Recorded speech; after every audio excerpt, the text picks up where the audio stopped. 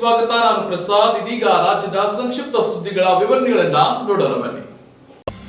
ವಿವಿಧ ಬೇಡಿಕೆ ಈಡೇರಿಸುವಂತೆ ಆಗ್ರಹಿಸಿ ಅಥಣಿಯಲ್ಲಿ ಅಂಗನವಾಡಿ ಕಾರ್ಯಕರ್ತೆಯರು ಒಂದು ದಿನದ ಉಪವಾಸ ಸತ್ಯಾಗ್ರಹ ನಡೆಸಿದರು. 2020-21 ಬಜೆಟ್ನಲ್ಲಿ ಅಂಗನವಾಡಿ ಕಾರ್ಯಕರ್ತೆಯರ ವೇತನ ಮತ್ತು ಪಿಂಚಣಿ ಸೇರಿದಂತೆ ಹಲವು ಬೇಡಿಕೆಗಳಿಗೆ ನಮ್ಮ ಸರ್ಕಾರ ಅಂಗನವಾಡಿ ಕಾರ್ಯಕರ್ತರಿಗೆ ಯೋಜನೆ ಜಾರಿಗೆ ತರುವುದಾಗಿ ಮಹಿಳಾ ಮತ್ತು ಮಕ್ಕಳ ಕಲ್ಯಾಣ ಇಲಾಖೆ ಸಚಿವೆ ಶಶಿಕಲಾ ಜೊಲ್ಲೆ ಭರವಸೆಯನ್ನ ನೀಡಿದ್ರು. ಆದರೆ ಬಜೆಟ್ನಲ್ಲಿ ಅಂಗನವಾಡಿ ಕಾರ್ಯಕರ್ತೆಯರನ್ನ ನಿರ್ಲಕ್ಷಿಸಲಾಗಿದೆ ಅಂತ ಅಂಗನವಾಡಿ ಕಾರ್ಯಕರ್ತೆಯರು ತಲೆಗೆ ಕಪ್ಪು ಪಟ್ಟಿ ಕಟ್ಟಿ ರಾಜ್ಯ ಸರ್ಕಾರದ ವಿರುದ್ಧ ಆಕ್ರೋಶವನ್ನ ವ್ಯಕ್ತಪಡಿಸಿದ್ರು. ಇನ್ನು ಸಿದ್ದೇಶ್ವರ ದೇವಸ್ಥಾನದಿಂದ ಪ್ರಾರಂಭವಾದ ಪ್ರತಿಭಟನಾ ರ್ಯಾಲಿಯಲ್ಲಿ ನೂರಾರು ಅಂಗನವಾಡಿ ಕಾರ್ಯಕರ್ತರು ಪಾದಯಾತ್ರೆ ಮೂಲಕ ಅಥಣಿಯ ಸಿಡಿಪಿಒ ಕಚೇರಿಗೆ ತೆರಳಿ ರಾಜ್ಯ ಸರ್ಕಾರದ ವಿರುದ್ಧ ಘೋಷಣೆಯನ್ನ ಕೂಗಿದ್ರು.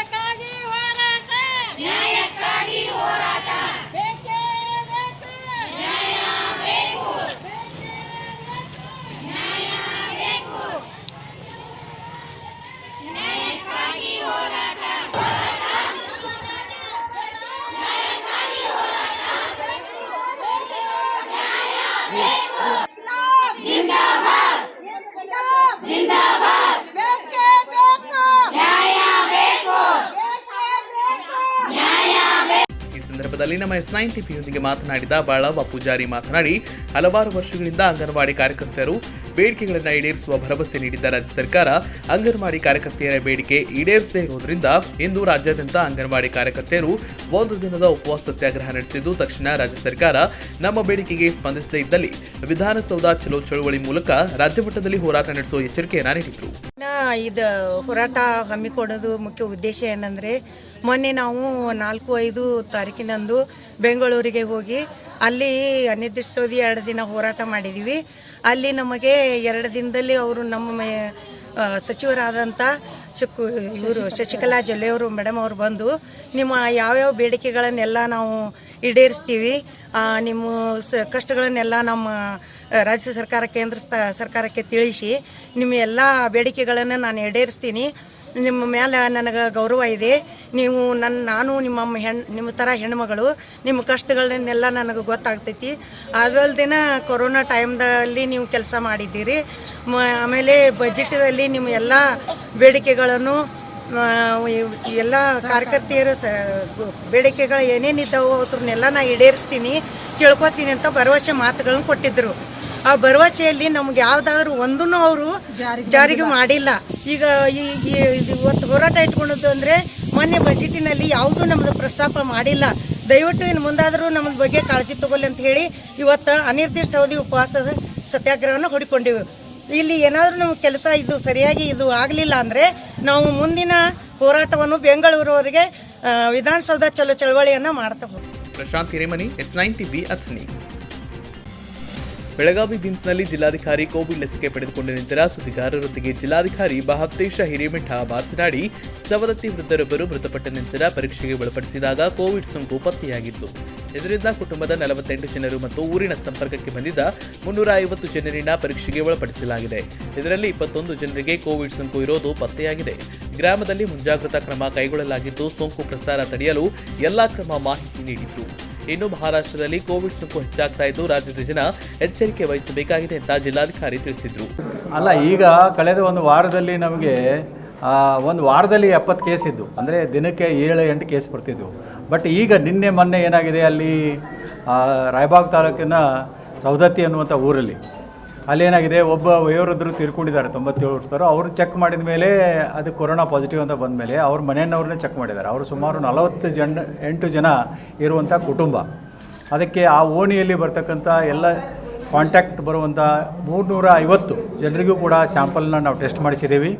ಒಟ್ಟಾರೆಯಾಗಿ ಆ ಊರಲ್ಲಿ 21 ಜನರಿಗೆ, ನಿನ್ನೆ 14, ಮೊದಲ 16, ಅದರಿಂದ ದಿವಸ 5, ಒಟ್ಟು 21 ಜನರಿಗೆ ಪಾಸಿಟಿವ್ ಬಂದಿದೆ. ಅವರನ್ನು ಕ್ವಾರಂಟೈನಲ್ಲಿ ಇಟ್ಟಿದ್ದೀವಿ. ಮತ್ತು ಆ ಊರಿಗೆ ಎಲ್ಲ ನಾವು ಸ್ಯಾನಿಟೈಸೇಷನ್ ಮಾಡಿದ್ದೀವಿ. ಆ ಊರನ್ನು ಪೂರ್ತಿಯಾಗಿ ಕಂಟೈನ್ಮೆಂಟ್ ಝೋನ್ ಆಗಿ ಮಾಡಿದ್ದೀವಿ. ಮತ್ತು ಇನ್ನೂ ಹೆಚ್ಚಿನ ಈಗ ನಮ್ಮ ಸಬ್ ಡಿವಿಷನಲ್ಲಿ 7 ಚೆಕ್ ಪೋಸ್ಟ್ಗಳು ಕೆಲಸ ಮಾಡ್ತಾಯಿದೆ. ಪೊಲೀಸ್ ಸಿಬ್ಬಂದಿ, ರೆವೆನ್ಯೂ ಇಲಾಖೆದವರು ಮತ್ತು ಹೆಲ್ತ್ ಸಿಬ್ಬಂದಿ ಎಲ್ಲ ಕೆಲಸ ಮಾಡ್ತಾ ಇದ್ದಾರೆ. ಇನ್ನೂ ಹೆಚ್ಚಿನ ಕಟ್ಟುನಿಟ್ಟಿನ ಕ್ರಮಗಳನ್ನು ನಾವು ಮಾಡ್ತೀವಿ. ಅದನ್ನು ನಾವು ಸರ್ಟಿಫಿಕೇಟನ್ನು ಇನ್ಸಿಸ್ಟ್ ಮಾಡ್ತೀವಿ. ಯಾಕಂದರೆ ಈಗಾಗಲೇ ಮಹಾರಾಷ್ಟ್ರದಲ್ಲಿ ಸ್ವಲ್ಪ ಜಾಸ್ತಿ ಆಗಿದೆ. ಅದಕ್ಕೆ ಇನ್ನೂ ಹೆಚ್ಚಿನ ಕ್ರಮಗಳನ್ನು ನಾವು ಜಿಲ್ಲಾಡಳಿತದಿಂದ, ಪೊಲೀಸು ಮತ್ತು ಜಿಲ್ಲಾ ಪಂಚಾಯತ್ ಎಲ್ಲರ ಸಹಕಾರದೊಂದಿಗೆ ನಾವು ಇದನ್ನು ಮಾಡ್ತೀವಿ. ಸರ್, ಡಿಸ್ಟಿಕಲ್ಲಿ ಏನು ಚೆಕ್ ಪೋಸ್ಟ್ ಇದೆಯಲ್ಲ, ಆ ಪರಿಸ್ಥಿತಿ ಬೇರೆ ಕಮಿಷನರೇಟ್ ವ್ಯಾಪ್ತಿಯಲ್ಲಿರೋ ಚೆಕ್ ಪೋಸ್ಟ್ ಪರಿಸ್ಥಿತಿ ಒಬ್ಬನೇ ಬೇಸಿ ಒಬ್ಬನೇ ಆರೋಗ್ಯ ಇಲಾಖೆ ಸಿಬ್ಬಂದಿ. ಈಗ ನಾವು ಲಾಸ್ಟ್ 10 ಜನರ ನೀವು ಚೆಕ್ ಪೋಸ್ಟ್ ಹಾಕಿ ನೋಡ್ತೀವಿ, ಅವರೇ ಅದಕ್ಕೆ ಇಲ್ಲ, ರೊಟೇಷನಲ್ಲಿ ನಾವು ಆರ್ಡರ್ ಹಾಕಿ ಅವ್ರಿಗೆ 8 ಅವರ್ಲಿ ಡ್ಯೂಟಿ ಹಾಕಿ 24/7 ಅದನ್ನು ಆರ್ಡ್ರನ್ನ ಮಾಡ್ತೀವಿ. ನಮ್ಮಲ್ಲಿ ಸ್ವಲ್ಪ ಸಿಬ್ಬಂದಿ ಜಾಸ್ತಿ ಹಾಕ್ತೇವೆ. ಇಲ್ಲ, ನಮ್ಮಲ್ಲಿ ಸಿಬ್ಬಂದಿ ಇದ್ದಾರೆ, ಏನು ತೊಂದರೆ ಇಲ್ಲ. ಎಲ್ಲ ಇಲಾಖೆಯವರಿಗೆ ನಾವು ರೊಟೇಷನಲ್ಲಿ ಹಾಕಿದರೆ ಒಬ್ಬರಿಗೆ ಒಂದೇ ಇಲಾಖೆಗೆ ಬರ್ಡನ್ ಬೆಳೆಯೋದಿಲ್ಲ. ಅದನ್ನು ಮಾಡ್ತೀವಿ, ಖಂಡಿತವಾಗಿ ಮಾಡ್ತೀವಿ. ಒಂದು ಬಸ್ಸನ್ನು ಅವ್ರು ತಡೆದು ಎಲ್ಲಾನು ಚೆಕ್ ಮಾಡಿದ್ರೆ 1 ಕಿಲೋಮೀಟರ್ ವೆಹಿಕಲ್ ನಿಲ್ಲುತ್ತೆ. ಬಸ್ ಹಿಡಿದ್ರೆ ವೆಹಿಕಲ್ ನಿಲ್ಲುತ್ತೆ, ಬಸ್ ಬಿಟ್ಟರೆ ಬೇರೆ ಇಶ್ಯೂ. ಅದೊಂದು ಸಮಸ್ಯೆ ಇದೆ ಸರ್. ಇದೆ ಮಾಡ್ತೀವಿ. ಈಗ ನಿಮಗೆಲ್ಲ ಗೊತ್ತಿದೆ, ನಾವು ಜಾತ್ರಾ ಮಹೋತ್ಸವಗಳನ್ನು ಈಗ ಯಲ್ಲಮ್ಮ ಗುಡ್ಡಕ್ಕೆ ಲಕ್ಷಾಂತರ ಜನ ಮಹಾರಾಷ್ಟ್ರದಿಂದ ಬರ್ತಿದ್ರು. ಮತ್ತು ಚಿಂಚಲಿ ಮಾಯಕ್ಕನ ದೇವಸ್ಥಾನಕ್ಕೂ ಕೂಡ ಭಾಳಷ್ಟು ಜನ ಜಾತ್ರೆಗಳು. ನಾವಲ್ಲೆಲ್ಲ 144 ಕಲಮನ್ನು ಜಾರಿ ಮಾಡಿ ಒಂದು 20 ದಿವಸದ ಹಿಂದೆ ನಿರ್ಬಂಧ ಮಾಡಿದ್ದೇವೆ. ಯಾವುದೇ ಜಾತ್ರೆಗಳಾಗಲಿಲ್ಲ, ಜನ ಬರೋದು ಬಂದಾಗಿದೆ. ಮುಂಜಾಗ್ರತಾ ಕ್ರಮವನ್ನು ನಾವು ಭಾಳಷ್ಟು ತೆಗೆದುಕೊಂಡಿದ್ದೇವೆ. ಇನ್ನೂ ಅದನ್ನು ಮುಂದುವರಿಸ್ತೀವಿ ನಾವು. ಎಲ್ಲಿಯವರೆಗೆ ಈ ಕೊರೋನಾ ಇದು ಕಡಿಮೆ ಆಗುವವರೆಗೂ ಕೂಡ ಈ ಕ್ರಮಗಳನ್ನು ಮುಂದುವರಿಸ್ತೀವಿ. ಮತ್ತು ಈಗಿನ ಸೂಚನೆಗಳು ಕೂಡ ಬಂದಿದ್ದಾವೆ, ಸರ್ಕಾರದ ಸೂಚನೆಗಳು. ಜಾಸ್ತಿ ಜನ ಸಮಾರಂಭಗಳಲ್ಲಿ ಸೇರಬಾರ್ದು, ಮದುವೆ, ಬರ್ತ್ಡೇ ಅಂಥ ಪ್ರೋಗ್ರಾಮ್ಗಳಲ್ಲಿ ಅಂತಲ್ಲಿ ಸೇರಬಾರ್ದು ಜಾಸ್ತಿ ಜನ. ಆ ಕಟ್ಟುನಿಟ್ಟಿನ ನಿಯಮಗಳನ್ನು ಪಾಲಿಸ್ಬೇಕು ನಾವು. ಇವತ್ತು ಮಾನ್ಯ ಮುಖ್ಯಮಂತ್ರಿಯವರು ಹೇಳಿದ್ದಾರೆ ನೋಡಿ, ಕೊರೋನಾ ನಿಯಮಗಳನ್ನು ಪಾಲಿಸ್ಬೇಕು ನೀವು. ಅಂದರೆ ಕಟ್ಟುನಿಟ್ಟಾಗಿ ಪಾಲಿಸಿದರೆ ಲಾಕ್ಡೌನ್ ಅಥವಾ ಕರ್ಫ್ಯೂ ಅಂಥದ್ದು ಬರೋದಿಲ್ಲ. ಅದನ್ನು ನಾವು ಇದನ್ನು ಈಗ ಮಾಸ್ಕ್ ಹಾಕದೇ ಇದ್ದವ್ರಿಗೆ ನಾವು ಪೆನಾಲ್ಟಿ ಹಾಕೋದು, ಇದನ್ನೆಲ್ಲ ಜಿಲ್ಲೆಯಾದ್ಯಂತ ನಾವು ಮಾಡ್ತೀವಿ. ಎಲ್ಲಿ ಹಿಂಡಲ್ಗ ಅವ್ರಿಗೂ ನಾವು ಕಟ್ಟುನಿಟ್ಟಿನ ಏನು ಸಾಂಪ್ರದಾಯಿಕವಾಗಿ ಮಾಡೋದಕ್ಕೆ ಯಾರಿಗೂ ಬೇಡ ಅಂದಿಲ್ಲ ನಾವು. ಸಾಂಪ್ರದಾಯಿಕವಾಗಿ ಅಂದರೆ ಏನು, ಈಗ ಊರೆಲ್ಲ ತೇರು ಎಳಿತಿರ್ತಾರೆ, ಊರೆಲ್ಲ ಎಳೆದು ಬೇಡ, ಅಲ್ಲೇ ಗುಡಿ ಸುತ್ತ ಎಳಿರಿ ತೇರನ್ನು, ಪಲ್ಲಕ್ಕಿನೂ ಅಲ್ಲೇ ಅಷ್ಟೇ ಮಾಡಿರಿ, ಆ ಥರ ಒಂದು 5 ಹೆಜ್ಜೆ ಹೇಳಿದ್ರಿ, ಎಲ್ಲ ಒಂದೇ. ಆ ರೀತಿಯಾದಂಥ ಸಾಂಪ್ರದಾಯಿಕವಾಗಿ ಪೂಜೆ ಪುನಸ್ಕಾರಗಳಿಗೆ ಯಾವುದೇ ನಿರ್ಬಂಧ ಇಲ್ಲ, ಮಾಡ್ಬೋದು. ಜಾಸ್ತಿ ಜನ ಸೇರಬಾರ್ದು, ಮೆರವಣಿಗೆಗಳನ್ನು ಮಾಡಬಾರ್ದು ಅಂಥದ್ದನ್ನು ನಾವು ಅವ್ರಿಗೆ ಸೂಚನೆ ಕೊಟ್ಟು ಪರವಾನಗಿಗಳನ್ನು ಕೊಟ್ಟಿದ್ದೇವೆ. 3 ದಿನದಿಂದ ಕರ್ನಾಟಕ ಮತ್ತು ಮಹಾರಾಷ್ಟ್ರದ ಬಸ್ ಸಂಚಾರ ಸಾಕಷ್ಟು. ಆ ಬಗ್ಗೆ ಇನ್ನೊಂದು ಅಧಿಕಾರಿಗಳ ಜೊತೆ ಇಲ್ಲ ಮಾತಾಡಿ ನಿರಂತರವಾಗಿ ಸಂಪರ್ಕದೊಂದಿಗೆ ಇದ್ದಾರೆ. ಅವರು ನಮ್ಮ ಕಮಿಷನರೇಟು SP ಅವ್ರ ಜೊತೆ, ಅಲ್ಲಿ SP ಕಮಿಷನರೇಟು ಅವರು ಇಲ್ಲಿ ಮಾತಾಡಿದ್ದಾರೆ.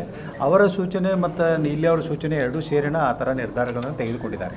ಎರಡು ನಾರ್ಮಲ್ ಆಗ್ತೈತೆ, ಅದೇನು ತೊಂದರೆ ಇಲ್ಲ. ಸ್ಟಾಪ್ ಆಗಿದೆ. ಅದು 2 ಕಡೆ ಸೂಚನೆ ಆ ಥರ ಇದೆ, ಅದು ಸರಿ ಹೋಗುತ್ತೆ.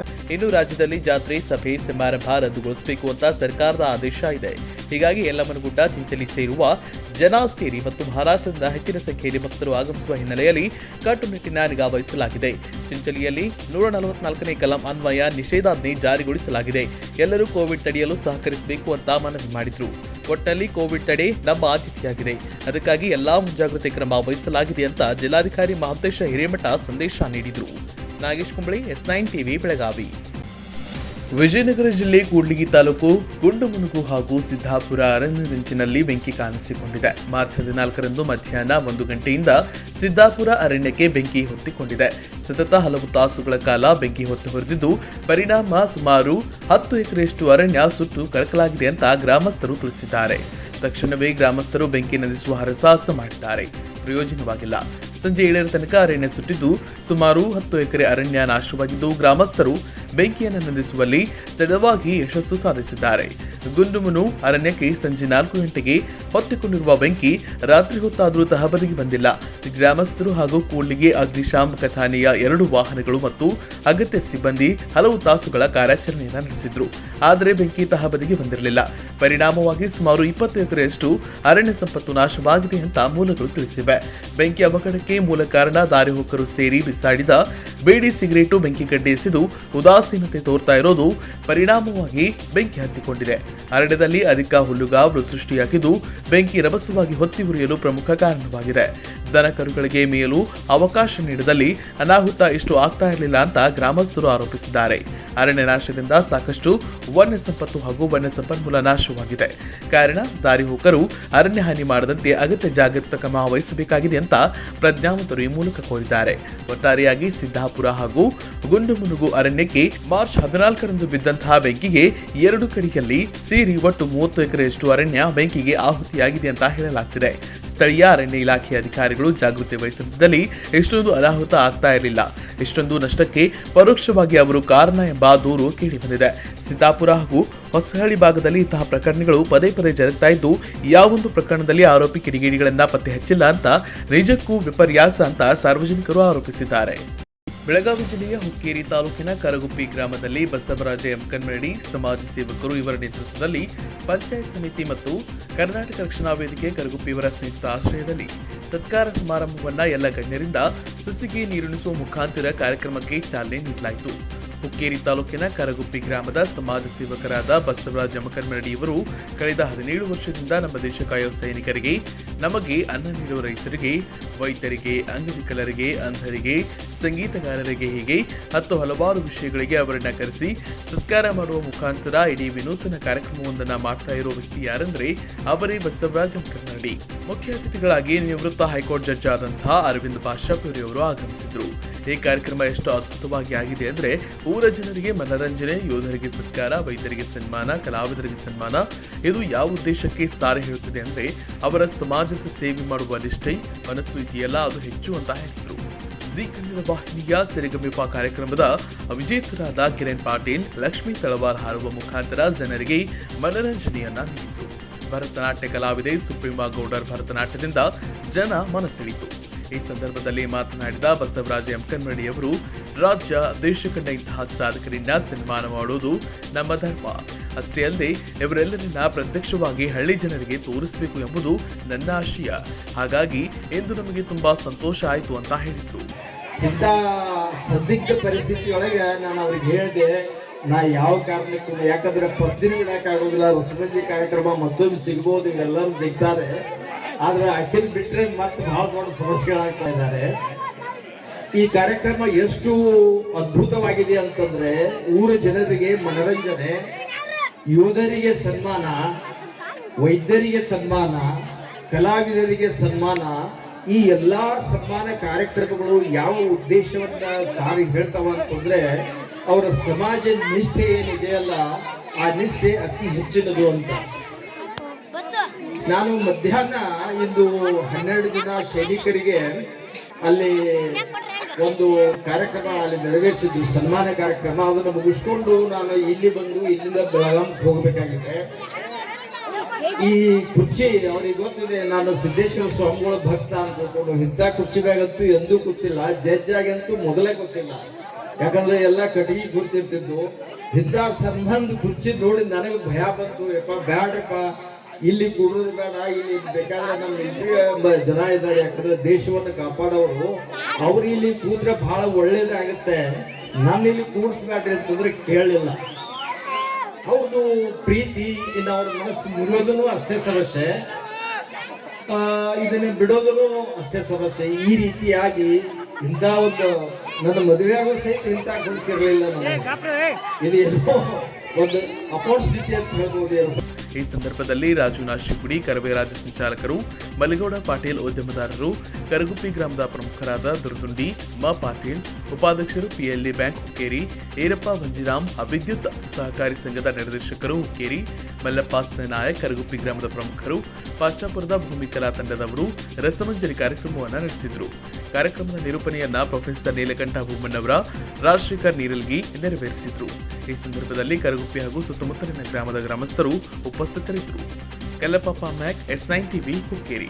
ಡ್ಯಾಮನ್ನವರ್ ಬ್ರದರ್ಸ್ ಇವರ ವತಿಯಿಂದ ಸತೀಶ್ ಆಕ್ವಾ ಶುದ್ಧ ನೀರಿನ ಘಟಕ ಗೋಕಾಕ್. ಸತೀಶ್ ಆಕ್ವಾಗೆ ಈ ಕೂಡಲೇ ಸಂಪರ್ಕಿಸಿ 9591203784 8762321999. ರಾಯಚೂರು ಜಿಲ್ಲೆಯ ಲಿಂಗಸ್ಗೂರು ತಾಲೂಕಿನಲ್ಲಿ ಜೆಡಿಎಸ್ ಪಕ್ಷ ಸಂಘಟನೆ ಮಾಡ್ತಾ ಇಲ್ಲ ಮತ್ತು ಸರಿಯಾಗಿ ಪಕ್ಷದ ಕಾರ್ಯಕರ್ತರ ಕೈಗೆ ಸಿಗ್ತಾ ಇಲ್ಲ ಅಂತ ಅಭಿಮಾನಿಗಳು ಆಕ್ರೋಶವನ್ನ ವ್ಯಕ್ತಪಡಿಸಿದ ಹಿನ್ನೆಲೆಯಲ್ಲಿ ಸಿದ್ದು ಬಂಡಿ ಪಕ್ಷ ಸಂಘಟನೆಗೆ ಒತ್ತು ನೀಡಿದ ಕಾರಣ ನೂರಾರು ಬೇರೆ ಪಕ್ಷದ ಕಾರ್ಯಕರ್ತರು ಜೆಡಿಎಸ್ ಪಕ್ಷವನ್ನ ಸೇರಿದ್ರು. ದಿನದಿಂದ ದಿನಕ್ಕೆ ಬೇರೆ ಪಕ್ಷದ ಕಾರ್ಯಕರ್ತರು ಜೆಡಿಎಸ್ ಪಕ್ಷ ಸೇರ್ತಾ ಇರೋದು ಪಕ್ಷಕ್ಕೆ ಆನೆಬಲ ಬಂದಂತಾಗಿದೆ. ಇದೇ ಸಂದರ್ಭದಲ್ಲಿ ಪುರಸಭೆ ಅಧ್ಯಕ್ಷೆ ಗದ್ದೆಮ್ಮ ಯಮನೂರ ಭೋವಿ, ತಾಲೂಕಾಧ್ಯಕ್ಷ ಕೆ ನಾಗಭೂಷಣ್, ಹುಲಗಪ್ಪ ಗುರುಗುಂಟ, ಸಿದ್ದು ಬಡಿಗೇರ, ಯುವ ಘಟಕ ತಾಲೂಕಾಧ್ಯಕ್ಷ ಇಮ್ತಿಯಾಜ್ ಪಾಷಾ, ಯಮನೂರು ಭೋವಿ, ಮೌನೇಶ್ ಆನೆ ಹುಸೂರು, ವಿಜಯಕುಮಾರ್ ಪೂಜಾರಿ ಸೇರಿದಂತೆ ಇತರರು ಹಾಜರಿದ್ದರು. Basavaraj Hanur, S9 TV, Lingasugur. ಮೂಡಲಗಿ ಪಟ್ಟಣದ ಶೋಭೋದರಂಗ ಚಿಕ್ಕ ಮಕ್ಕಳ ಆಸ್ಪತ್ರೆಯಲ್ಲಿ ನಿರ್ಮಿಸಲಾಗಿರುವ ಮೂಡಲಗಿ ತಾಲೂಕಿನಲ್ಲಿ ಮೊಟ್ಟಮೊದಲ 24x7 ಸೇವೆ ಒದಗಿಸುವ ನೂತನ ಸಾಯಿ ಸಿಟಿ ಸ್ಕ್ಯಾನ್ ಸೆಂಟರ್ ಅನ್ನು ಕೆಪಿಸಿಸಿ ಕಾರ್ಯಾಧ್ಯಕ್ಷ ಸತೀಶ್ ಜಾರಕಿಹೊಳಿ ಸೋಮವಾರ ಉದ್ಘಾಟಿಸಿದರು. ನಂತರ ಮಾತನಾಡಿದ ಅವರು, ಪಟ್ಟಣದ ಹಾಗೂ ಸುತ್ತಮುತ್ತಲಿನ ಜನರು ಸ್ಕ್ಯಾನಿಂಗ್ ಆಗಿ ಜಿಲ್ಲಾ ಕೇಂದ್ರ ಹಾಗೂ ಇತರೆ ಪಟ್ಟಣದ ಆಸ್ಪತ್ರೆಗಳಿಗಾಗಿ ತೆರಳಬೇಕಾಗಿತ್ತು.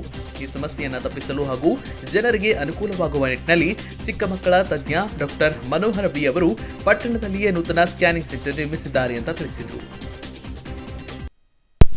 ಎರಡು ಉದ್ಘಾಟನೆ, ಒಂದು ಸಿಟಿ ಸ್ಕ್ಯಾನು, ಇನ್ನೊಂದು ಚಿಕ್ಕ ಮಕ್ಕಳ ಆಸ್ಪತ್ರೆ. ಮೊನ್ನೆ ಕೂಡ ತಾವು ಬರಬೇಕಂತ ಹೇಳಿದರು, ಅದಕ್ಕೆ ಅವರ ಆಹ್ವಾನ ಮೇರೆಗೆ ಬಂದಿದ್ದೇವೆ. ಸೊ ಒಂದು ಒಳ್ಳೆಯ ಬೆಳವಣಿಗೆ, ಯಾಕಂದರೆ ಆಸ್ಪತ್ರೆ ಅಂದರೆ ಮುಂಚೆ ಭಾಳ ದೊಡ್ಡ ದೂರಿನ ಕನಸಾಗಿತ್ತು. ಈಗೆಲ್ಲ ಫೆಸಿಲಿಟಿ ವಿಲೇಜಲ್ಲೇ ಸಿಗ್ತಾಯಿದೆ, ಭಾಳ ಒಳ್ಳೆಯ ಬೆಳವಣಿಗೆ.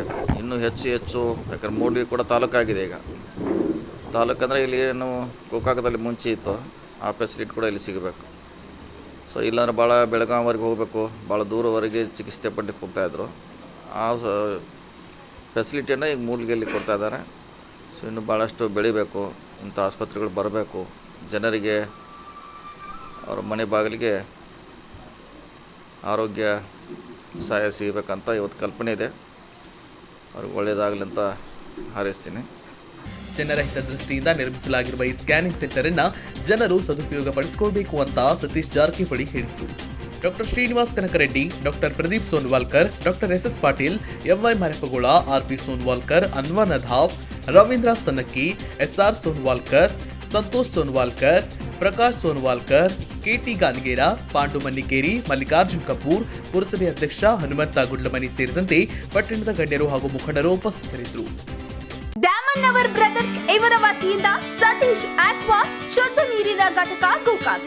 ಸತೀಶ್ ಆಕ್ವಾಗೆ ಈ ಕೂಡಲೇ ಸಂಪರ್ಕಿಸಿ 9591203784 8762321999.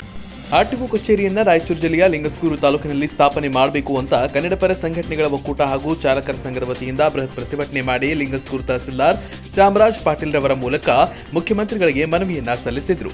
ಈ ಸಂದರ್ಭದಲ್ಲಿ ಜಿಲಾನಿ ಪಾಷಾ, ಬಾಲನಗೌಡ ಪಾಟೀಲ್, ರಾಜು ತಂಬಾಕೆ, ಶಿವಪುತ್ರ ಗಾನದಾಳ, ಆಂಜನೇಯ ಭಂಡಾರಿ, ತಿಮ್ಮಾರೆಡ್ಡಿ ಮುನ್ನೂರು ಸೇರಿದಂತೆ ವಿವಿಧ ಸಂಘಟನೆಯ ಅಧ್ಯಕ್ಷರು, ಪದಾಧಿಕಾರಿಗಳು ಹಾಜರಿದ್ದರು. Basavaraj Hunnur, S9 TV, Lingasugur.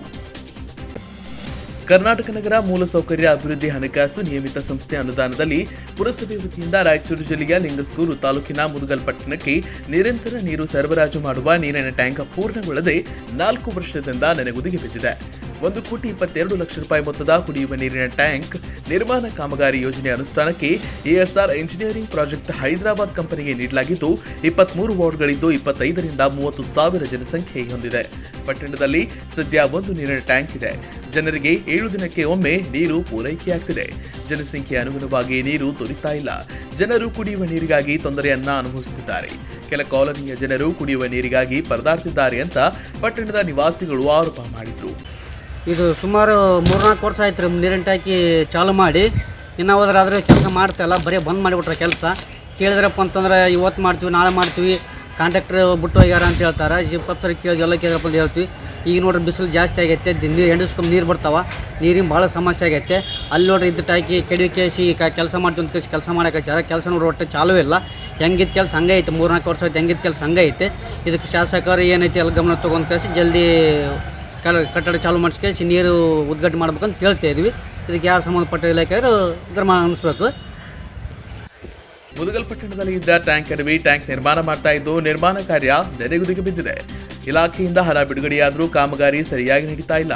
ಕಾಮಗಾರಿ ತ್ವರಿತಗತಿಯಲ್ಲಿ ಮಾಡಿಸಲು ಸಂಬಂಧಪಟ್ಟ ಅಧಿಕಾರಿಗಳ ಹಾಗೂ ಕ್ಷೇತ್ರದ ಜನಪ್ರತಿನಿಧಿಗಳ ವೈಫಲ್ಯ ಮುಖ್ಯ ಕಾರಣವಾಗಿದೆ ಅಂತ ಸ್ಥಳೀಯರು ಆರೋಪ ಮಾಡಿದ್ದಾರೆ. Basavaraj Hunur, S9 TV, Lingsugur. ಮಾಜಿ ಸಚಿವ ರಮೇಶ್ ಜಾರಕಿಹೊಳಿ ಓರ್ವ ಹಠವಾದಿಗಳು. ಅವರಿಗೆ ಇನ್ನೊಂದು ಹೆಸರೇ ಹಠವಾದಿ ಸಾಹುಕಾರ. ಅದಲ್ಲದೆ ಎಲ್ಲಾ ಜನಾಂಗದವರನ್ನ ಒಂದೇ ದೃಷ್ಟಿಯಿಂದ ನೋಡುತ್ತಾ ಎಲ್ಲರೂ ನಮ್ಮವರೇ ಅನ್ನೋದೇ ಜಾರಕಿಹೊಳಿ ಕುಟುಂಬ ಅಂತ ಗೋಕಾಕ್ನ ಪ್ರವಾಸಿ ಮಂದಿರದಲ್ಲಿ ಮಾದಿಗ ಮತ್ತು ಮುಸ್ಲಿಂ ಸಮಾಜದವರಿಂದ ನಡೆದ ಪತ್ರಿಕಾಗೋಷ್ಠಿಯಲ್ಲಿ ಮಾತನಾಡಿದ ದಲಿತ ಮುಖಂಡ ರವಿ ಕಡ್ಕೋಳ ಅವರು ಮಾತನಾಡಿ, ರಾಜ್ಯದ ಎಲ್ಲ ರಾಜಕೀಯ ಪಕ್ಷದವರ ಕುಮ್ಮಕ್ಕಿನಿಂದಲೇ ಇವತ್ತು ಮುಖ್ಯಮಂತ್ರಿ ಸ್ಥಾನಕ್ಕೆ ಇರುವಂತಹ ರಮೇಶ್ ಜಾರಕಿಹೊಳಿಯವರನ್ನ ಕೇವಲ ಒಂದು ಹೆಣ್ಣನ್ನ ಮುಂದಿಟ್ಟುಕೊಂಡು ಷಡ್ಯಂತ್ರ ಮಾಡಿ ಅವರಿಗೆ ತೇಜೋವಧೆ ಮಾಡಲು ಹೊರಟಿರುವ ಷಂಡ್ರಿ ನಾಯಕ ನಿಜವಾದ ನಾಯಕನಾಗಿದ್ರೆ ರಮೇಶ್ ಜಾರಕಿಹೊಳಿ ವಿರುದ್ಧ ರಾಜಕೀಯವಾಗಿ ಹೋರಾಟ ಮಾಡಲಿ. ಅದನ್ನ ಬಿಟ್ಟು ಕುತಂತ್ರ ಮಾಡಿ ನಾಯಕನಲ್ಲ, ಆತನೊಬ್ಬ ಷಂಡ ನಾಯಕ ಅಂತ ಆಕ್ರೋಶವನ್ನ ವ್ಯಕ್ತಪಡಿಸಿದ್ರು. ಅದಕ್ಕಾಗಿ ಬರುವ ಶುಕ್ರವಾರ ದಿನಾಂಕ 19ರಂದು ಅಭಿಮಾನಿಗಳ ಒಕ್ಕೂಟದಿಂದ 7 ದಿನಗಳವರೆಗೆ ಧರಣಿ ಸತ್ಯಾಗ್ರಹ ಮಾಡುವುದಾಗಿ ತಿಳಿಸಿದ್ರು. ಅಷ್ಟರೊಳಗೆ ಮುಖ್ಯಮಂತ್ರಿಯವರು ರಮೇಶ್ ಜಾರಕಿಹೊಳಿ ಅವರಿಗೆ ಮತ್ತೆ ಸಚಿವ ಸ್ಥಾನ ಕೊಡದೇ ಇದ್ದಲ್ಲಿ ಅನಿರ್ದಿಷ್ಟಾವಧಿ ಸತ್ಯಾಗ್ರಹ ಮಾಡುವುದಾಗಿ ಪತ್ರಿಕಾಗೋಷ್ಠಿಯ ಮೂಲಕ ತಿಳಿಸಿದ್ದಾರೆ. ರಾಜ್ಯದ ಜನತೆ ಈ ಮುಂದೆ ನಾವು ಏನಪ್ಪಾ ಅಂತಂದ್ರೆ ಇವರ ಅತಿ ಕೀಳು ಮಟ್ಟದ ರಾಜಕಾರಣಿ ಅಂತಕ್ಕಂತ ಒಂದು ಮನೋಭಾವನೆ ಬರಲಿ ಅಂತಕ್ಕಂತ ಒಂದು ಉದ್ದೇಶ ಇಟ್ಕೊಂಡು ಒಬ್ಬ ಹೆಣ್ಮಗಳನ್ನ ಇಟ್ಟುಕೊಂಡು ನೀವು ರಾಜಕಾರಣಿಗಳೇ ಮಾಡ್ತಿರಲ್ಲ. ನಿಮಗೆ ನಾಚಿಕೆ ಮಾನ ಮರ್ಯಾದೆ ಏನಾದ್ರು ಇದೆಯಾ? ಇದರ ಹಿಂದೆ ಇರುವಂತ ಕುತಂತ್ರಿಗಳಿಗೆ ನಾನು ಕೇಳ್ತಾ ಇದ್ದೀನಿ, ನಿಮಗೆ ನಾಚಿಕೆ ಮಾನ ಮರ್ಯಾದೆ ಏನಾದ್ರು ಇದ್ರೆ ಮುಂದೆ ಬಂದು ಮಾಡ್ರಿ, ಚುನಾವಣೆ ಒಳಗೆ ಬಂದು ಶಟ್ ಬಿಡ್ರಿ, ಮತದಾನವನ್ನು ಮಾಡುವಂತ ಸಮಯದೊಳಗೆ ನಿಮ್ಮ ರಾಜಕಾರಣಿಗಳನ್ನು ತೋರಿಸಿ, ನಿಮ್ಮ ಒಂದು ಪವರ್ ಅನ್ನು ಅದರಲ್ಲಿ ತೋರಿಸಿ. ಒಬ್ಬ ಹೆಣ್ಮಗಳು ಇಟ್ಕೊಂಡು ಒಬ್ಬ ರಾಜಕಾರಣಿಯನ್ನ ನೀವು ಏನು ಕುತಂತ್ರದಿಂದ ಅವರನ್ನ ನೀವು ಏನಪ್ಪಾ ಅಂತಂದ್ರೆ ಹತ್ತಿಕ್ಕುವಂತ ವ್ಯವಸ್ಥೆ ಮಾಡ್ತಾ ಇದ್ದೀರಲ್ಲ, ಅದು ಈ ರಾಜ್ಯದ ಜನತೆಗೆ ಗೊತ್ತಾಗ್ತಾ ಇದೆ ನೀವು ಕುತಂತ್ರಿಗಳು. ಇವಾಗಲೇ ಇದುವರೆಗೆ ಪೊಲೀಸ್ ಸ್ಟೇಷನ್ಗೆ ಬರಲಿಲ್ಲ, ಕಂಪ್ಲೇಂಟ್ ಕೊಡ್ಲಿಲ್ಲ, ಏನ್ ಅನ್ಯಾಯ ಐತೆ ಅಂತಕ್ಕಂಥ ಮಾಧ್ಯಮದ ಮುಖಾಂತರ ಕೂಡ ನಾವು ಹೇಳಿಲ್ಲ, ಪತ್ರಿಕಾ ಮಾಧ್ಯಮ ಮುಖಾಂತರ ಕೂಡ ಹೇಳಿಲ್ಲ. ಈಗ ದಿಢೀರಾಗಿ ಅವರು ನಿನ್ನೆ ನಮ್ಮ ಸನ್ಮಾನ್ಯ ಮಾಜಿ ಸಚಿವರಾಗಿರ್ತಕ್ಕಂಥ ರಮೇಶ್ ಜಾರಕಿಹೊಳಿ ಅವರು ಈಗ ನಿನ್ನೆ ಕಬ್ಬಣ ಪಾರ್ಕ್ ಪೊಲೀಸ್ ಸ್ಟೇಷನ್ಗೆ ಹೋಗಿ ಒಂದು ಕಂಪ್ಲೇಂಟ್ ಕೊಟ್ಟ ಮೇಲೆ ತಕ್ಷಣದಲ್ಲಿ ಆ ಒಂದು ವಿಡಿಯೋವನ್ನ ಆ ಮಹಿಳೆಯನ್ನು ಕರ್ಕೊಂಡ್ಬಂದು ತಿರ್ಗಾ ನೀವು ಆ ಒಂದು ಸಂಚು ಮಾಡಿ ಆ ಮಹಿಳೆಯ ಮುಖಾಂತರ ಮತ್ತೆ ತೇಜೋವಧೆ ಮಾಡಕ್ಕೆ ನೀವು ಒಂದು ರೂಟ್ ಹುಡುಕಿಡಿದಿರಲ್ಲ. ನಿಮ್ಗೆ ಏನಾದ್ರು ನಿಜವಾಗಿ ನಿಮಗೆ ಗಣಸನ್ನಬೇಕಾ? ನಾವು ಬನ್ರಿ, ಎದ್ರೆ ಬದ್ರ ಬನ್ರಿ. ಅವ್ರು ಏನಾದ್ರು ನಮ್ಮ ಜಾರಕಿಹೊಳಿ ಕುಟುಂಬ ಅಂತಕ್ಕಂಥವ್ರು ಅವ್ರು ಏನಾದ್ರು ತಪ್ಪು ಮಾಡಿದ್ರೆ ನೀವು ನೇರವಾಗಿ ಬನ್ನಿ, ಎದ್ರ ಬದ್ರ ಬನ್ನಿ. ರಾಜಕಾರಣಿಗಳಿಗೆ ಯಾರು ವೈರಿ ಅಲ್ಲ, ಯಾರು ಕೂಡ ಮಿತ್ರರು ಕೂಡ ಅಲ್ಲ. ಅದಕ್ಕೆ ನಾವೇನ್ ಹೇಳ್ತಾ ಇದೀವಿ ಅಂತಂದ್ರೆ, ಒಳ್ಳೆ ರಾಜಕಾರಣಿಗಳಿಗೆ ಮಸಿ ಬಳಿಯುವಂತ ಕೆಲಸ ನೀವು ಮಾಡಬೇಡಿ. ಗೋಕಾಕ್ ಸಾವುಕಾರ ರಮೇಶ್ ಜಾರಕಿಹೊಳಿ ಅವರು ಹಠವಾದಿ ಅಂದ್ರೆ ಅವ್ರು ಏನ್ ಹಠ ತೊಡ್ತಾರಲ್ಲ ಅದನ್ನ ಮಾಡುವಂತದ ಕೆಲಸ ಮಾಡುವಂತದ್ದು ಹಠವಾದಿ. ಅದಕ್ಕೆ ರಮೇಶ್ ಜಾರಕಿಹೊಳಿ ಅವರಿಗೆ ಒಂದು ಹೆಸರು, ಇನ್ನೊಂದು ಹೆಸರು ಹಠವಾದಿ ಅಂತ ಹೇಳಿ. ಅವ್ರನ್ನು ಷಡ್ಯಂತ್ರದಿಂದ ರಾಜಕೀಯ ಒಳಗ ಎಲ್ಲಾ ಪಕ್ಷದವರು ಒಬ್ಬ ದಲಿತ ನಾಯಕ ಸಿಎಂ ಸ್ಥಾನ ಒಳಗ ಕೂಡುವಂತ ಅವರು ಒಂದು ವೇದ ಇರುವಾಗ ಅವ್ರನ್ನು ತಳಗ ಹೊಸಕ ಹಾಕುವಂತ ಷಡ್ಯಂತ್ರ ಮಾಡಿದಾರೆ. ಯಾಕೆ ಮಾಡಿದಾರ ಅಂದ್ರೆ ಒಂದು ಹೆಣ್ಣು ಹುಡುಗಿನ ಇಟ್ಕೊಂಡ್ ಕಿಶದ ಒಬ್ಬ ಮಹಾನಾಯಕ ಅಂತ ಹೇಳ್ತಾರಲ್ಲ, ಮಹಾನಾಯಕ ಅಲ್ಲ, ಷಂಡ ನಾಯಕ. ಆ ಷಂಡ ನಾಯಕ ಇಂತ ಕುತಂತ್ರ ಇಟ್ಕೊಂಡು ಮಾಡಿದಾನ. ಅವ್ ಮಹಾನಾಯಕ ಇದ್ದ ನಮ್ಮ ಸಾವುಕಾರ ವಿರುದ್ಧ ಒಂದು ಇಲೆಕ್ಷನ್ ಕೊಡ್ಬೇಕಿತ್ತು, ಕುಂಡಿಲ್ಲ. ಅದಕ್ಕಾಗಿ ನಾವು ಏನ್ ಮಾಡಿದ್ವಿ ಅಂದ್ರ ಸಾವುಕಾರ ಅಭಿಮಾನಿಗಳ ಒಕ್ಕೂಟದಿಂದ ಧರಣಿ ಸತ್ಯಾಗ್ರಹವನ್ನು ಶುಕ್ರವಾರ 19 ತಾರೀಕಿನಿಂದ ಕೂಡಬೇಕಂತೇಳಿ ನಾವು ವಿನಂತಿಯನ್ನು ಮಾಡ್ಕೊಂಡಿದ್ದೀನಿ. ಅದರ ಪರವಾಗಿ 7 ದಿವಸ 19 ತಾರೀಕಿನಿಂದ 7 ದಿವಸ ಹೊರಗಾಗಿ ಸಾವುಕಾರಿಗೆ ಸಚಿವ ಸ್ಥಾನ ಕೊಡಬೇಕು. ಸಚಿವ ಸ್ಥಾನ ಕೊಡಲಿಲ್ಲ ಅಂದ್ರೆ 7 ದಿವಸ ಆದ ನಂತರ ಅರಬತ್ಲೆ ಪ್ರತಿಭಟನೆ ಕೊಡ್ತೀವಿ. ಆಗ 7 ದಿವಸ ಆದ ನಂತರ ಅಕಸ್ಮಾತ್ ಅವ್ರು ಸಚಿವ ಸ್ಥಾನ ಕೊಡ್ಲಿಲ್ಲ ಅಂದ್ರೆ ಮುಂದಿನ 7 ದಿವಸ ಆದ ನಂತರ ಅಮರ ಉಪವಾಸ ಸತ್ಯಾಗ್ರಹವನ್ನ ಕೊಡ್ತೀವಿ ಅಂತೇಳಿ ಮಾಧ್ಯಮ ಮುಖಾಂತರ ನಾನು ಹೇಳಕ್ ಇಚ್ಛೆ ಪಡ್ತೀನಿ. ಇದೇ ಸಂದರ್ಭದಲ್ಲಿ ಇನ್ನೋರ್ವ ದಲಿತ ಮುಖಂಡ ಬಸವರಾಜ್ ಕಾಡಾಪುರ ಮಾತನಾಡಿ, 11 ದಿನಗಳಿಂದ ಮಾಧ್ಯಮ ಮತ್ತು ಪತ್ರಿಕಾ ಮುಂದೇನು ಬರದೆ ರಮೇಶ್ ಜಾರಕಿಹೊಳಿಯವರ ದೂರು ದಾಖಲಿಸಿದ ನಂತರ ಪ್ರತ್ಯಕ್ಷವಾಗಿದ್ದನ್ನ ನೋಡಿದ್ರೆ ಅವಳ ಹಿಂದೆ ದೊಡ್ಡ ವ್ಯಕ್ತಿಗಳ ಕೈವಾಡ, ಜೊತೆಯಲ್ಲಿ ಷಡ್ಯಂತ್ರ ಇರೋದು ಎಲ್ಲರಿಗೂ ಗೊತ್ತಾಗ್ತಾ ಇದೆ ಅಂತ ಹೇಳಿದ್ರು. ಈ ಸಂದರ್ಭದಲ್ಲಿ ದಲಿತ ಮುಖಂಡರಾದ ಕಾಡಪ್ಪ ಮೇಸ್ತ್ರಿ, ವಿಠಲ್ ಹಸನ್ನಕ್ಕಿ, ಸತೀಶ್ ಹರಿಜನ ಮತ್ತು ಮುಸ್ಲಿಂ ಮುಖಂಡರುಗಳಾದ ಜಾವೇದ್ ಗೋಕಾಕ್, ಅಬ್ದುಲ್ ಪಾರ್ ಖಾಜಿ ಇನ್ನುಳಿದವರು ಉಪಸ್ಥಿತರಿದ್ದರು. Umesh Nandgaon, S9 TV, Gokak. Damannavar brothers ಇವರ ವತಿಯಿಂದ ಸತೀಶ್ ಆಕ್ವಾ ಶುದ್ಧ ನೀರಿನ ಘಟಕ ಗೋಕಾಕ್. ಸತೀಶ್ ಆಕ್ವಾಗೆ ಈ ಕೂಡಲೇ ಸಂಪರ್ಕಿಸಿ 9591203784 ನಾಡದೊರೆ ನಡೆದರೂ ಸುದ್ದಿ ಕುಳಿತರೂ ಸುದ್ದಿ. ಮಾರ್ಚ್ 20ನೇ ತಾರೀಕಿಗೆ 400 ಮೈಲಿ ದಾಟಿ ರಾಯಚೂರು ಜಿಲ್ಲೆಯ ಮಸ್ಕಿಗೆ ಆಗಮಿಸುತ್ತಿದ್ದಾರೆಂದ್ರೆ ಸುದ್ದಿಯಾಗದೇ ಇರುತ್ತೆ? ಖಂಡಿತ ಇಲ್ಲ. ಪೇಪರ್ಗಳಿಂದಾಚೆಗೂ ಟಿವಿಗಳಿಂದಾಚೆಗೂ ಸುದ್ದಿ ಆಗೇ ಆಗುತ್ತೆ. ಇದನ್ನೇನು ಮತ್ತೆ ಹೇಳಬೇಕಾಗಿಲ್ಲ. ಆದರೆ ವಿದ್ವತ್ ವಲಯದಲ್ಲಿ ಯಾವ ಸುದ್ದಿ ಹರಿದಾಡ್ತಾ ಇದೆ ಎನ್ನುವುದರ ಮೇಲೆ ಅವರ ಬರುವಿಕೆಯ ಸಾರ್ಥಕತೆ ಔಚಿತ್ಯ ಅಡಗಿರುತ್ತೆ. ಹೌದು, ಮಸ್ಕಿಯ ಮಹಾಜನತೆಯ ಮನದಲ್ಲಿ ಹೀಗೊಂದು ಪ್ರಶ್ನೆ ಹರಿದಾಡ್ತಾ ಇದೆ. ಮುಖ್ಯಮಂತ್ರಿಗಳು ಮಸ್ಕಿಗೆ ಬರ್ತಿರೋದು ಯಾಕಾಗಿ, ಯಾರಿಗಾಗಿ? ರೈತನ ಮಗ, ರೈತ ನಾಯಕರೆಂದೇ ಗುರುತಿಸಿಕೊಂಡಿರುವ ಪ್ರತಿ ಪ್ರಮಾಣವಚನ ಸ್ವೀಕಾರದ ದಿನ ಹಸಿರು ಶಾಲು ಇಲ್ಲದಿದ್ದರೆ ಪ್ರಮಾಣವಚನ ಸ್ವೀಕರಿಸುವುದೇ ಇಲ್ಲ ಎನ್ನುವ ರೈತಪರ ಮುಖ್ಯಮಂತ್ರಿ ಬಿಎಸ್ ಯಡಿಯೂರಪ್ಪ ಪಾಮನಕಲ್ಲೂರಿನ ನಾರಾಯಣಪುರ ಬಲದಂಡಿಯ 5A ನಾಲೆಗಾಗಿ ಹೋರಾಟ ನಿರತ ರೈತರನ್ನ ಭೇಟಿಯಾಗಿ ನಾಲೆ ನಿರ್ಮಾಣಕ್ಕೆ ಹಣ ಬಿಡುಗಡೆಗೆ ಆದೇಶ ಅವರಿದ್ದ ಸ್ಥಳದಲ್ಲಿಯೇ ಹೊರಡಿಸಿ ಪ್ರತಿಭಟನೆಯನ್ನ ಮುಕ್ತಾಯಗೊಳಿಸಿ, ನಾನು ಎಂದೆಂದಿಗೂ ರೈತಪರ, ನಾನು ರೈತನ ಮಗನೆಂಬುದನ್ನ ಮತ್ತೊಮ್ಮೆ ನಾಡಿಗೆ ತೋರಿಸಿ ಟೀಕಾಕಾರರಿಗೆ ತಿರುಗೇಟು ನೀಡಲು ಬರ್ತಿದ್ದಾರೆಂದು ಕೆಲವರು ಜನ ಹೇಳಿದ್ರು. ಇಲ್ಲ, ಕೆ ವಿರೂಪಾಕ್ಷಪ್ಪನವರು ಕಾಂಗ್ರೆಸ್ ಬಿಟ್ಟು ಬಿಜೆಪಿಗೆ ಹೋಗಿದ್ದಾರೆ. ಅವರನ್ನ, ಅವರ ಬೆಂಬಲಿಗರನ್ನ ಬಿಜೆಪಿಗೆ ಸೇರ್ಪಡೆಗೊಳಿಸಲು ಪಕ್ಷದ ಬಲವರ್ಧನೆ ಮಾಡಲು ಆಯೋಜಿಸಿರುವ ಕಾರ್ಯಕ್ರಮಕ್ಕೆ ಬರ್ತಿದ್ದಾರೆ ಅಂತ ಹಲವು ಜನ ಹೇಳ್ತಿದ್ದಾರೆ. ಇದರಲ್ಲಿ ಯಾರ ಮಾತು ಸತ್ಯವೋ ಗೊತ್ತಿಲ್ಲ.